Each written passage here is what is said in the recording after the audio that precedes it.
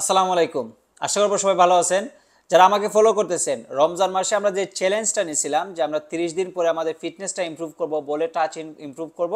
So আজকে তৃতীয় তারাবি, তবে তৃতীয় তারাবিতে আমাদের রেস্ট। একটা গুরুত্বপূর্ণ বিষয় আমি আপনাদের সাথে শেয়ার করতে যাচ্ছি, যেটা হচ্ছে দেখেন যে আমরা যখন পিচে, আমরা যখন মাঠে, আমরা যখন খেলতেছি, এই অভ্যাসটা অনেক সময় অনেক ইয়াং প্লেয়ারদের মধ্যে থাকে, অথবা আমার নিজের মধ্যেও ছিল।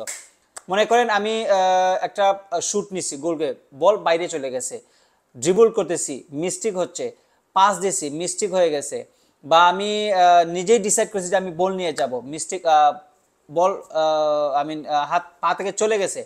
এ ধরনের সিচুয়েশনে অনেক সময় আমরা কি করি, সিনিয়র প্লেয়ার থাকলে বা টিমমেটদের সরি সরি সরি সরি, আসলে এই বিষয়টা সরি সরি সরি মাঠের ভিতরে এই বিষয়টা ত্যাগ করা উচিত। আপনি কোনো রং করতেছেন না, আপনি যখন ভুল করবেন সরি বলবেন, আপনি যখন ভুল করতেছেন না সরি কেন বলবেন?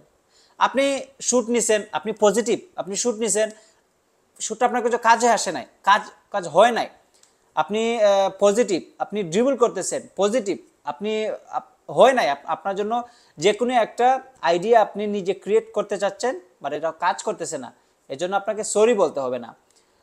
Motivated yourself, okay keep going. I mean অনেক সময় আজ যে সিনিয়র প্লেয়াররা প্রেশার ক্রিয়েট করে বা বড় ভাইরা প্রেশার ক্রিয়েট করে, এই আই মিন এই বিষয়গুলারে মাথা থেকে ঝেড়ে ফেলতে হবে। আমি যেটা করছি করছি, আমি যদি আমি আমি কখনোই আমার নেট নিয়ে গোল দিব না, কারণ আমার নেটে নিয়ে যদি আমি গোল দিই তখন আমাকে সরি, হ্যাঁ এটা আমি ভুল করছি, আই এম রং। আর আমি যখন ট্রাই করতেছি আমি অপোজিট নেটে বল নেওয়ার জন্য এবং মিস হচ্ছে, মিস্টেক হচ্ছে, এই বিষয়টা অ্যাকচুয়ালি ওকে, এই বিষয়টা কমপ্লিটলি ওকে। সো সরি বলাটা যে too polite, sorry sorry sorry, এই বিষয়টা বাদ দিতে হবে। এবং সিনিয়র প্লেয়ার যারা মাঠে থাকেন এই বিষয়টা খেয়াল রাখবেন, আপনাকে যেহেতু এত সরি বলতে না হয়। Thank you very much.